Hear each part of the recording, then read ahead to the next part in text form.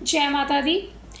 आज हम बात करेंगे कुंडली के गज केसरी योग के बारे में, जिसके लिए कहा जाता है कि वो हर प्रकार से हमें सुख सुविधाएं देता है, मान सम्मान बढ़ाता है, कंफर्टेबल लाइफ देता है, जीवन में हर चीज़ हमें प्राप्त हो पाती है, यानी कि हमारी लाइफ में बढ़ोतरी होती है।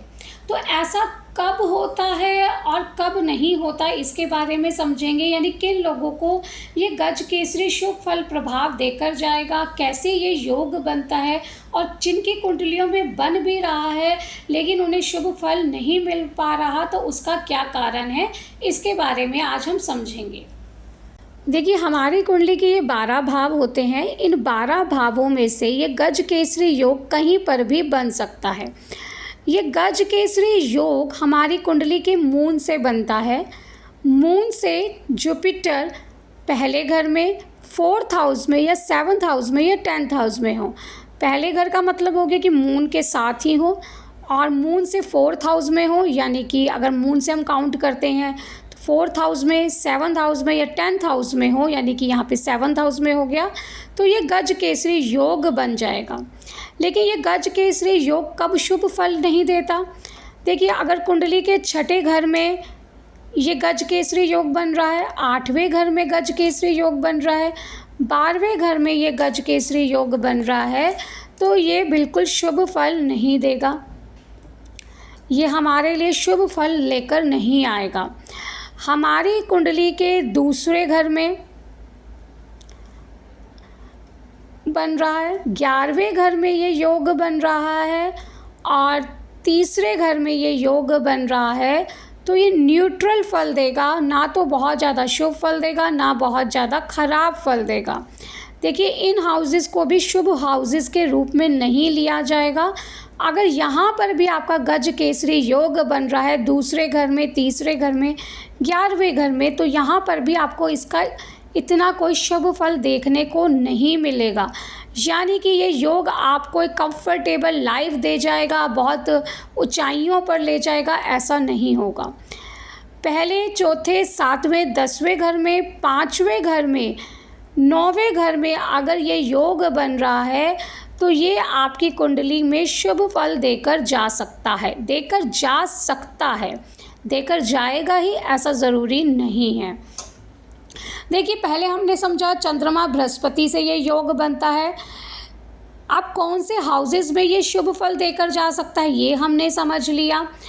देखिए, चंद्रमा बृहस्पति अगर नीच राशि में है, या इन दोनों में से कोई नीच राशि में है, तो ये गज केसरी योग आपके लिए शुभ फल नहीं देकर जाएगा। चंद्रमा बृहस्पति अगर अस्त हैं, तो ये योग शुभ फल नहीं देकर जाएगा। कुंडली में अगर केमद्रुम योग बन रहा है, तो ये योग शुभ फल देकर नहीं जाएगा। ये योग 6ठे, 8वें, 12वें में ना बन रहा हो, ये भी ज़रूरी है। चंद्रमा बृहस्पति कौन से नक्षत्र में बैठे हैं और उस नक्षत्र के प्लैनेट की क्या पोजीशन है, ये भी डिपेंड करेगा।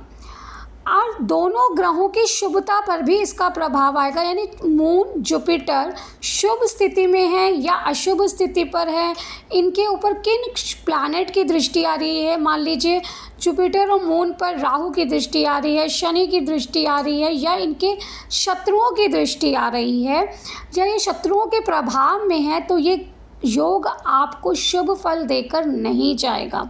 दोनों की डिग्रियों में बहुत ज़्यादा डिफरेंस है, तो ये योग आपको शुभ फल देकर नहीं जाएगा। अगर इन दोनों में से एक शुभ है, एक अशुभ है, तो भी ये बहुत शुभ फल देकर नहीं जाएगा। देखिए, मून जुपिटर शुभ स्थिति में होना ज़रूरी है, किसी नेगेटिव प्रभाव में नहीं होने चाहिए, डिग्रियों में बहुत ज़्यादा डिफरेंस नहीं होना चाहिए, अच्छे नक्षत्र में होना इनका ज़रूरी है। तभी इन दोनों ग्रहों की दशाएं, अंतर्दशाएं आपको शुभ फल देकर जाएंगी। मान लीजिए एक शुभ है, एक अशुभ है, तो बहुत बढ़िया रिजल्ट नहीं मिलेगा। हाँ, जो अच्छी पोजीशन में है उसकी दशा, अंतर्दशा आपको बेटर रिजल्ट दे जाएगी, लेकिन गज केसरी योग का प्रभाव नहीं मिल पाएगा। योग आपको शुभ फल देकर जाएगा कि नहीं, ये आपको कुंडली दिखाकर ही पता चलेगा। लेकिन आप एक अच्छा और सिंपल उपाय कर सकते हैं। हल्दी का तिलक आप अपने बृहस्पति के पर्वत पर रेगुलर लगाना शुरू कीजिए, ओम नमो भगवते वासुदेवाय मंत्र का जाप करते हुए। जय माता।